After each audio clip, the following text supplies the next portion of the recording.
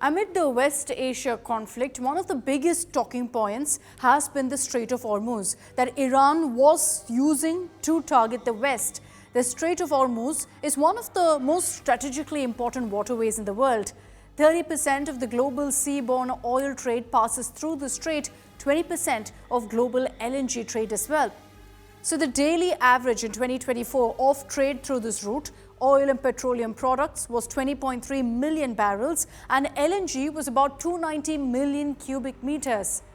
The Strait of Hormuz connects the Persian Gulf with the Gulf of Oman, and to the north of the strait is Iran, to the south is Oman. The Strait of Hormuz is not controlled by a single country, but its security and control is influenced heavily by its surrounding nations. Like I said, Iran is part of that list, and Iran particularly uses this strait due to its strategic, geographic and military position. So according to international law, the strait is an international strait. What does that mean? It means it must remain open to all ships under the right of transit passage, even during peacetime and during conflict.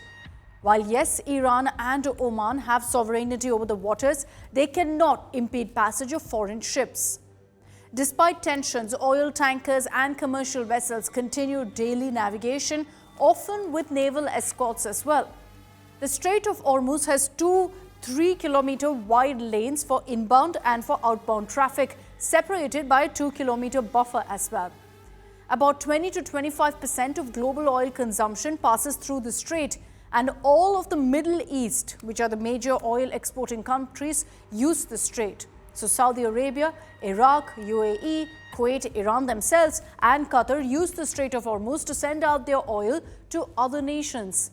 And that's why any disruption to business in the strait causes an immediate price spike in oil and gas markets worldwide.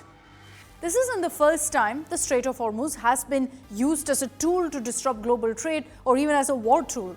During the 1980 to 1988 Iran-Iraq war, what's referred to as a tanker war phase, saw both nations attacking oil tankers, threatening global trade.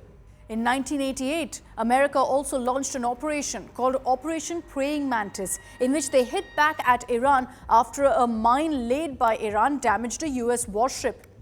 And it's because of previous clashes like these in this region that the Iranian military conducts regular naval exercises in the area. The US Navy's Fifth Fleet is based in Bahrain and usually patrols this area too to ensure freedom of navigation. With all this tension and uncertainty amid constant threats by Iran to choke the Strait of Hormuz, there have been attempts to also diversify and find other sea routes. Saudi Arabia, for example, has developed the East-West pipeline to Red Sea. UAE has the habshan-fujairah pipeline, which bypasses the strait. But let's be clear that none of these alternatives can actually match the volume and efficiency of the Hormuz route. So which countries will be worst impacted by Iran's threat?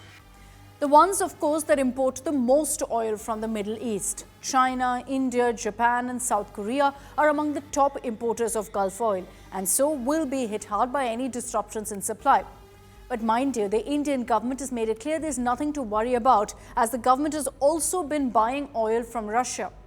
India imports 5.5 million barrels per day of crude oil, of which about 2 million is sourced through the Strait of Hormuz. While some experts believe that the closure of this passage will impact oil markets significantly, there's less likelihood of a big hit to India. And this is because both Qatar, India's principal gas supplier, and Russia, from where India again gets a significant portion of oil, do not use the strait. The Russian oil comes via either the Suez Canal, the Cape of Good Hope, or the Pacific Ocean. And besides, India's other sources for LNG supply are in Australia, Russia, and America. But India's crude oil imports from Iraq and to an extent from Saudi Arabia may get impacted, as both countries use the Strait of Hormuz for its exports.